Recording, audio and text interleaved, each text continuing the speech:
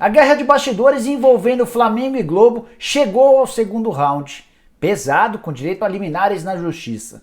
No vídeo de hoje do canal do Nicola te explico essa história. Quero te falar também sobre um volante que já foi bastante pretendido por clubes brasileiros, mas nesse momento foi oferecido para 3 grandes, nenhum dos 3 se interessou e ele vai ter de permanecer no exterior.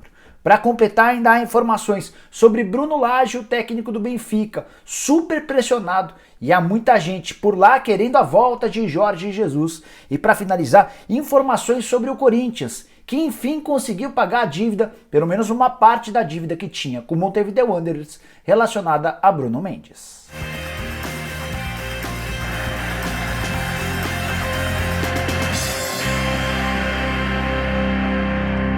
Fala aí pessoal, sou o Jorge Nicola, bem-vindos a mais um vídeo do canal. E antes de passar as informações que eu prometi agora há pouco, queria pedir para você assistir ao vídeo até o fim. Se curtir, não esqueça de dar um like, de se inscrever no canal, de acionar o sininho. Se você já fez tudo isso, vire membro do canal do Nicola. Tem uma série de vantagens bem legais esperando por você. Vou deixar na descrição desse vídeo o link. Você baixa, você aperta esse link, escolhe um dos 5 planos e a partir daí começa a colecionar as vantagens. Bom, vou começar o vídeo falando sobre Rafael Carioca, volante de 31 anos de idade, que já brilhou com as camisas do Atlético Mineiro e do Grêmio.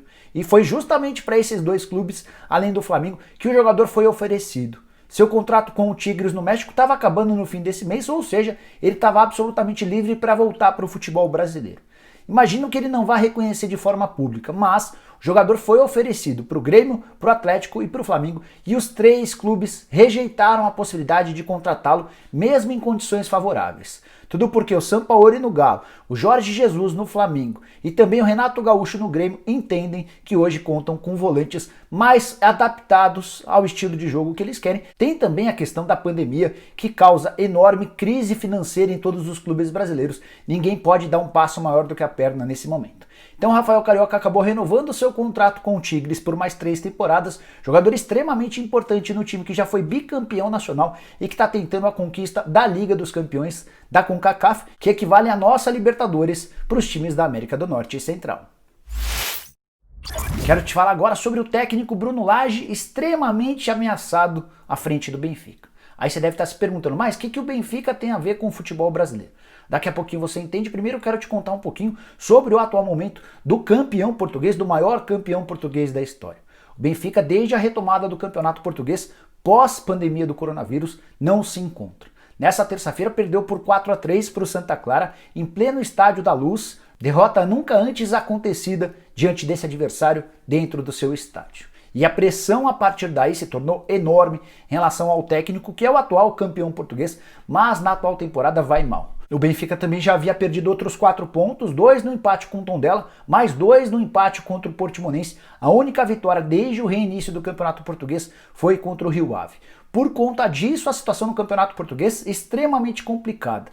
Porto abriu 3 pontos de vantagem, 67 contra 64, com o detalhe de que se o Benfica terminar empatado com o Porto na tabela da classificação geral, o Benfica não será o campeão, o seu adversário é quem vai ficar com o título. Isso porque o primeiro critério de desempate em caso de igualdade é o confronto direto e o Porto venceu as 2 partidas contra o Benfica.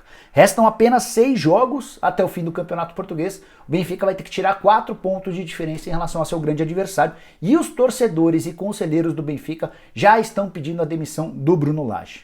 Vou dizer mais. Desde essa terça-feira começou uma campanha muito forte nas redes sociais e entre os conselheiros do Benfica pela volta do Jorge Jesus, justamente o técnico que acaba de renovar seu contrato com o Flamengo. Conversei com o Marcos Braz por WhatsApp e o vice-presidente de futebol do Flamengo disse estar bem tranquilo em relação à possibilidade de um assédio do Benfica. O contrato acabou de ser renovado, o Jorge Jesus está bastante feliz com o Flamengo. Contrato prorrogado por mais uma temporada com direito a um reajuste salarial. Até por isso o Flamengo não demonstra preocupação, mas o nome do Jorge Jesus certamente vai passar a ser especulado nos próximos dias no Benfica.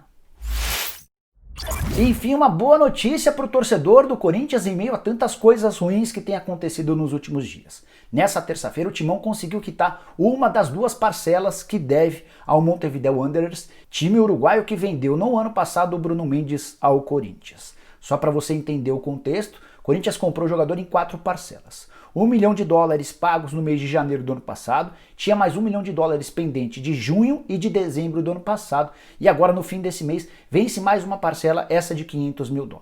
Essa ainda não venceu, então tá tudo ok. O Montevideo cobrava na FIFA essas duas parcelas do ano passado, de junho e dezembro, que não haviam sido pagas. O Corinthians tinha até o fim do dia de hoje para fazer essa quitação de US$ 1 milhão. Senão, já estaria proibido de inscrever jogadores e o Corinthians conseguiu fazer o pagamento de algo na casa de R$ 5.150.000. Notícia, inclusive, confirmada pelo presidente do Montevideo Wanderers. Nos próximos dias, vence essa segunda parcela e o Corinthians vai ter de se apressar para encontrar mais US$ 1 milhão. Uma das alternativas para conseguir esse dinheiro seria a venda do Gustavo, atacante que pertence ao Corinthians e está emprestado ao Internacional e tem uma proposta de um time sul-coreano. O Corinthians calcula a possibilidade de faturar algo na casa dos R$ 5 milhões, exatamente aquilo que precisaria para quitar a última parcela pendente com o time uruguaio referente ao Bruno Mendes. O que estava pegando era a questão do Internacional, que queria um valor um pouquinho maior para fazer o negócio. O Corinthians, o Criciúma e o Taboão da Serra, que são os outros clubes que detêm direitos econômicos em cima do Gustavo, estão se acertando com o Inter e a tendência é que nos próximos dias o martelo seja batido, mais uma dívida que o Corinthians vai conseguir equacionar a partir da venda de jogadores. Você que é corintiano pode estar se perguntando em relação aos 20 milhões de euros que o Corinthians espera referentes à venda do Pedrinho. Fiz um vídeo para contar que essa grana, que deveria ter caído na semana retrasada, depois na semana passada, e havia uma expectativa para que caísse nessa semana, não chegará aos cofres do Corinthians tão cedo, tudo porque o Benfica mudou a estratégia de pagamento. O Benfica quer primeiro contar com o Pedrinho para depois fazer o depósito, e para piorar, o time português tem adiado a apresentação do jogador. Ao que consta, isso deve acontecer somente na próxima semana, isso se o Benfica não mudar essa data. Dessa maneira, o Corinthians vai ter de esperar no mínimo mais 7 dias para ter direito a esses 20 milhões de euros. Quero te dar detalhes sobre o round 2 da guerra pesadíssima entre Flamengo e Globo. Gravei na semana passada um vídeo contando para você que os dois antigos parceiros de um casamento muito sólido, que rendeu bastante para as duas partes, decidiram se separar e esse divórcio estava caminhando para o litigioso. Desde segunda-feira tem sido assim. A Globo notificou judicialmente o Flamengo de que não aceita que o Flamengo transmita seus jogos. Nos próximos dias o Flamengo vai responder essa notificação pedindo que a Globo entenda o direito do Flamengo de apresentar os seus jogos como mandante no Campeonato Carioca. Vou te dar detalhes de cada uma das posições. Primeiro, começando pela Globo, a Globo, nessa notificação que fez ao Flamengo na última segunda-feira, escreveu o seguinte, abre aspas, a nova medida provisória não afeta as competições cujos direitos já foram cedidos pelos clubes, seja para as temporadas atuais ou futuras, fecha aspas. O que a Globo quer dizer é que como o campeonato já estava em vigência, mesmo não tendo acordo com o Flamengo não pode ter direito a transmitir seus jogos, ainda que essa medida provisória criada por Jair Bolsonaro diga o contrário. Vice-presidente jurídico do Flamengo, Rodrigo Dunche, usou sua conta no Twitter para acusar a Globo de não ser isenta no tratamento relacionado a essa medida provisória. Vou ler para você um trecho do que ele escreveu no seu Twitter. Abre aspas. Já notaram que a Globo critica a MP que libera a transmissão do futebol em seus diversos programas jornalísticos e esportivos sem que dê espaço a que outra corrente apresente sua tese? Não me parece que esteja praticando jornalismo de forma isenta, fecha aspas. Por trás dessa guerra de discursos e de notificações judiciais, há interpretações completamente diferentes.